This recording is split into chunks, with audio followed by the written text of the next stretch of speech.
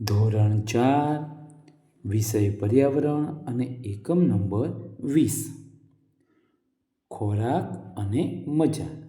એકમના સ્વ-અધ્યયન સોલ્યુશન માર્ગદર્શનમાં તમારું સ્વાગત છે. અહીંયા તમને માર્ગદર્શન આપવાનો પ્રયત્ન કર્યો છે. અમારી વ્યક્તિગત ચેનલ હોવાથી વ્યક્તિગત વિચાર રજૂ કરેલા હોય તો એમાં તમે માર્ગદર્શન માટે ખાલી ઉપયોગ કરી શકો છો. બાકી સ્વ-અધ્યયન પોથી તમે જાતે પૂરવાનો પ્રયત્ન કરવો. જોઈએ એમાં માર્ગદર્શનમાં પ્રશ્ન નંબર 1. આપેલા ચિત્રોને ઓળખી તેના નામ લખો. તો અહીંયા પહેલાં જે ચિત્ર છે એ પ્રથમ ચિત્ર છે એ ગુરુદ્વારનું છે અને બીજું ચિત્ર છે એ ચર્ચનું છે. નંબર 3 અને 4ની અંદર જોઈએ તો અહીંયા જે આ ચિત્ર છે એ મસ્જિદનું છે અને આ ચિત્ર જે છે એ મંદિરનું છે. આગળ જોઈએ પ્રશ્ન નંબર 2. પ્રશ્ન નંબર 2ની અંદર સૂચના છે. આપેલા વિકલ્પોમાંથી સાચો વિકલ્પ પસંદ કરી ખાનામાં લખો. નંબર 1. ચર્ચ એ કયા સંપ્રદાયનું ધર્મસ્થળ છે? ખ્રિસ્તી. નંબર 2. છાત્રાલયમાં બાળકો ક્યાં બેસીને જમે છે? ભોજન કક્ષમાં. સી. જોઈએ નંબર 3. નંબર 3ની અંદર શીખ લોકો જે પ્રાર્થના કરે છે તેને અરદાસ કહેવાય છે. નંબર 4. દેરાસર કયા સંપ્રદાયનું ધર્મસ્થળ છે? તો જૈન. એ. આગળ જોઈએ પ્રશ્ન નંબર 3. પ્રશ્ન નંબર 3ની અંદર સૂચના છે. તમે ક્યારેય તો અન્નક્ષેત્રની મુલાકાત લીધી હશે તો તે અન્નક્ષેત્ર વિશે તમારો અનુભવ લખો. તમે કોઈ અન્નક્ષેત્રની મુલાકાત લીધી હોય તો એનો તમારે અનુભવ લખવાનો છે. અને કેવી રીતે લખી શકાય એના માટે અહીં માર્ગદર્શન રૂપ લખેલું છે કે તમે જ્યારે શાળાના પ્રવાસમાં ગયા છો તો તમને અનુભવ થયેલો હશે. અહીંયા જોઈએ આપણે તો અમે શાળામાંથી પ્રવાસમાં ગયા હતા ત્યારે પરબધામમાં આવેલા અન્નક્ષેત્રની મુલાકાત લીધી હતી. ત્યાં ખૂબ જ સારી વ્યવસ્થા હતી. લોકોને હારબંધ બેસાડવામાં આવતા હતા.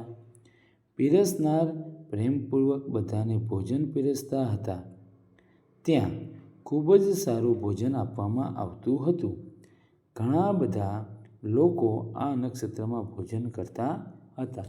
આના સિવાય તમે પણ જો ક્યાંય મુલાકાત લીધી હોય તો એના વિશે પણ તમે લખી શકો છો. કદાચ તમે પ્રવાસમાં ના ગયા હોય, મમ્મી પપ્પાની સાથે ગયા હોય અથવા બધા મિત્રો સાથે ગયા હોય તો પણ તમે એ લખી શકો છો. પ્રશ્ન નંબર 4. પ્રશ્ન નંબર 4ની અંદર સૂચના છે કે વિધાનો સાચા છે કે ખોટા એ બોક્સમાં દર્શાવો. જોઈએ એમાં પહેલું વિધાન કે નંબર 1. ગુરુદ્વારમાં રસોઈ કરવી અને જમવું તેને જમણવાર કહેવામાં આવે છે. ખોટું. છાત્રાલયમાં ભોજન જાતે બનાવવું પડે. ખોટું. નંબર 3. છાત્રાલયમાં તહેવારોની રજા હોય છે. સાચું. નંબર 4. લગ્ન પ્રસંગોમાં લોકો જાતે રસોઈ બનાવતા હોય છે.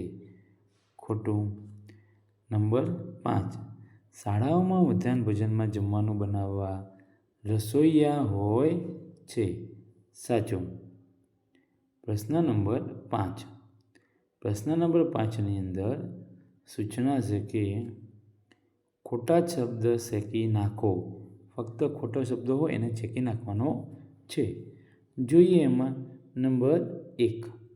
ગુરુદ્વારમાં રસોઈ કરવી અને જમવું તેને લંગર કહે છે. છાત્રાલયમાં વાસણ ધોવાનું કામ વાસણ ધોવાવાળાનું હોય છે. નંબર 3. ઘઉંના લોટનો શીરો બનાવવા ઘી વપરાય છે.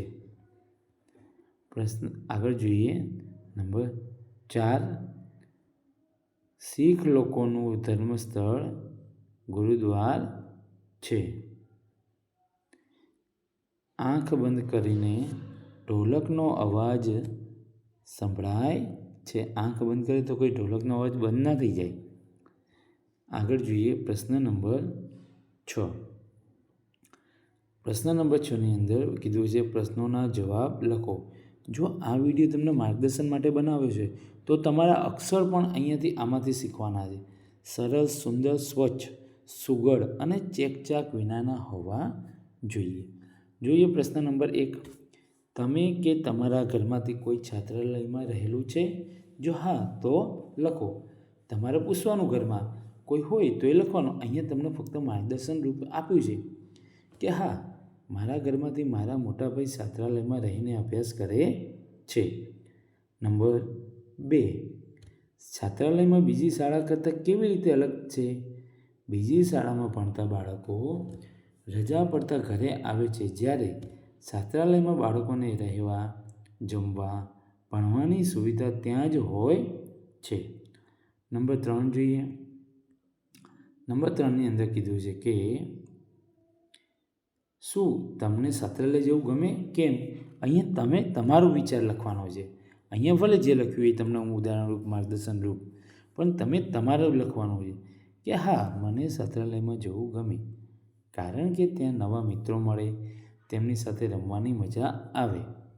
નંબર 4. ગુજરાતમાં કઈ કઈ જગ્યાએ અન્નક્ષેત્રો ચાલે છે? ગુજરાતમાં સોમનાથ, દ્વારિકા, પાલીતાણા, બગદાણા, પરબધામ, જૂનાગઢ, વીરપુર, અંબાજી વગેરે સ્થળોએ અન્નક્ષેત્રો આવેલા છે. નંબર 5. તમારા જિલ્લામાં કઈ કઈ જગ્યાએ અન્નક્ષેત્રો આવેલા છે? અહીંયા હવે તમે તમારા જિલ્લાનું લખવાનું છે કે તમારા જિલ્લામાં ક્યાંય અન્નક્ષેત્રો આવેલા છે. જો હા હોય તો લખાય, ના આવ્યા હોય તો નહીં લખવાનું. પણ ક્યાંક ને ક્યાંક આવ્યા હોય, તમે ઘરે મમ્મી પપ્પાને પૂછો તો પણ ખ્યાલ આવી જાય. જોઈએ અહીંયા અમારા જિલ્લામાં પરબધામ, જૂનાગઢ, સત્તાધાર વગેરે જગ્યાએ અન્નક્ષેત્રો આવેલા છે. પ્રશ્ન નંબર 7. પ્રશ્ન નંબર 7ની અંદર સૂચના છે તમે તમારા મમ્મીને પ્રસાદ માટે શીરો બનાવતા જોયા હશે. તો શીરો બનાવવા કઈ કઈ વસ્તુઓ વપરાય તેની યાદી બનાવો. શીરો તમે મમ્મીને પૂછો તો એ યાદી બની જાય, અથવા તમે જોયેલું હોય તો એ યાદી તમારે અહીંયા લખવાની છે.